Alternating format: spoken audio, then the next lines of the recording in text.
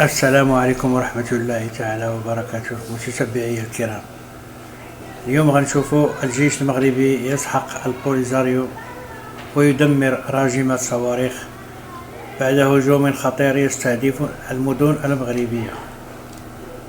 الجيش المغربي كان بالمرصاد له ودمر جميع الراجمات ديال البوليزاريو وفرار البوليزاريو.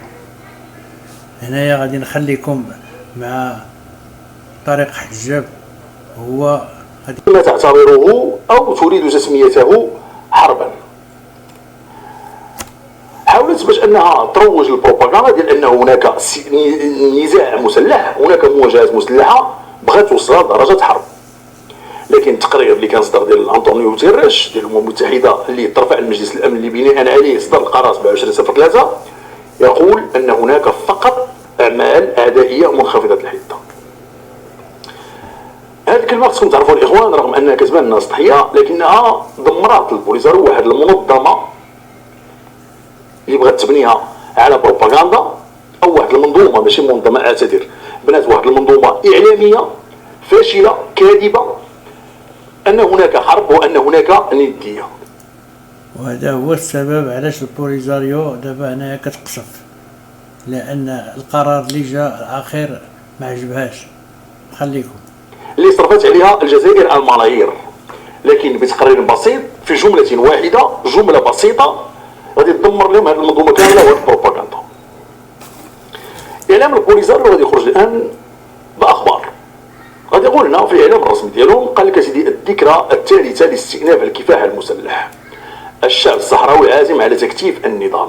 واخا عازم على تكثيف النضال، أنا شوفوا هادشي اللي كاين بالنسبه للمتلقي الكريم كيقول لك يلاه كانت هجمات، يلاه داروا هجمات على السماره، اللي طبعا باقي كنتسناو الرد ديال المملكه المغربيه، وقلنا شنو قال فيهم السيد عمر هلال وقال فيهم السيد ناصر بوريطه، تحقيقات على قدم الوثائق، لكن هادشي خليه تصدر النتائج التحقيقات هذا نهضروا عليه. ملي غندخلوا لهذا التقرير ديالهم شنو غنلقاو فيه؟ لقينا سيدي انه هذا المقال كتبوا فيه تسريع وتيره القتال تحت لواء الممثل الشرعي والوحيد للشعب الصحراوي اللي هو جبهة البوليزاريو. بلاتي بلاتي بلاتي بلاتي. إلا قلت لكم الإخوان غير باش نفهموا هذه النقطة هذه، لأنه ما خصناش ندوزو على مرور الكرام. إلا جيت وقلت لك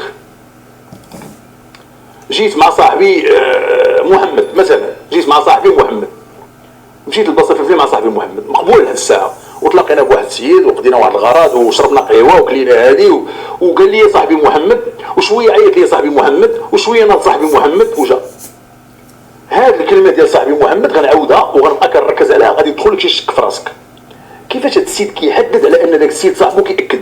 تقدر تقول المره الاولى انا ما كنعرفوش مزال كتقدموا ليا شكون هاد السيد اللي غنبدا نهضر عليه، هو صاحبي محمد، ولكن من بعد يكفي انك تقول محمد، لا داعي باش نوصل صاحبي محمد ونبقى نعاود ديك الصفه ديال صاحبي صاحبي صاحبي صاحبي. فما بالك زدت على حوايج اخرين، صاحبي محمد داك اللي عزيز عليا وشويه، وجا داك صاحبي محمد اللي عزيز عليا، وطلع داك صاحبي محمد اللي عزيز عليا وقال لي صاحبي محمد اللي عزيز عليا. اذا غادي ندخل لك شي شك، كيعني انني عندي خلل، عندي شي مشكله، اما لدي شيء يخفيه، او لا انك كنحاول باش انني نسيطر لك على العقل ديالك، او كنحاول باش نكذب عليك وكنفرج لك، واحتمالات اخرى كاينه. اذا هاد الناس ملي تيجيو كيقول لك تحت لواء الممثل الشرعي والوحيد جبهة البوليزاريو، نتوما قدمتوا راسكم زعما وفرضا هذه سنوات على انكم كتظنوا انكم الممثل الشرعي والوحيد. علاش في كل المحافل كتقولوها؟ علاش حنا واش حنا ملي كنبغيو نهضروا على الحكومه ديالنا مثلا اش كنقولوا خالد الحكومه ولا كذا، ما كنقولوش الحكومه المغربيه اللي صوتنا عليها وتعينات ودازت انتخابات وباش تهضر باسمنا. ما يمكنش نقولوا هذا الكلام هذا، لان معروفه الحكومه راه كاينه حكومه واحده. فانتوما ملي كتهضروا على ما يسمى زعما وفرض الحكومه ديالكم او ما يسمى قياده ديالكم اللي هي البوليزاريو، علاش كتعاودوا تعرفوا بها؟ اذا ما واثقينش في نفسكم. اذا الخطر ديال انه راه ما هي لا ممثل لا شرعي ولا وحيد ولا اي شيء وصلكم، وانه قائم بذاته. وشفنا البارح انه اسبانيا اعترفت بحركه صحراويه من اجل السلام، حركه صحراويه من اجل السلام اللي غتولي تعتبر هي الممثل الشرعي ونزيد عليها ربما الواحد، حنا كنتسناو. اذا هنا بداو كيشعروا بالخطر، الصهد بدا كيوصلهم، بوحدهم بشويه، حنا ما درنا والو، حنا كنتفرجوا. قال لك اسيدي سير وزير القتال تحت لواء الممثل الشرعي والوحيد جبهه البوليزاريو الى غايه تقرير المصير والاستقلال من نير الاحتلال الذي يجثم على اراضي اخر مستعمره في افريقيا. واخا بلاتي 50 سنه هذا الكلام تيتقال، 50 سنه. بغيت نعرف فين هو الكفاح المسلح وكذا. دابا غير واش حنا نديرو راسنا حنا يا سيدي من شي بلاد اخرى ماشي مغاربه، حنا باش ما نستعملوش العاطفه. عندي تقرير ديال الامم المتحده وتقرير ديال مجلس الامن وتقرير ديال البعثه ديال المينوسو اللي هي بعثه امميه كيأكد على انه ليست هناك من حرب وليس هناك من كفاح مسلح مزعوم اللي كيهضروا عليه. شنو كاين فقط اعمال عدائيه ومنخفض الحده. اي مرات شي مناوشات كيجبدوا المغرب ولا كذا، ولكن المغرب طبعا راه كيتصرف. حنا نشوفوا المغرب شنو دار دابا.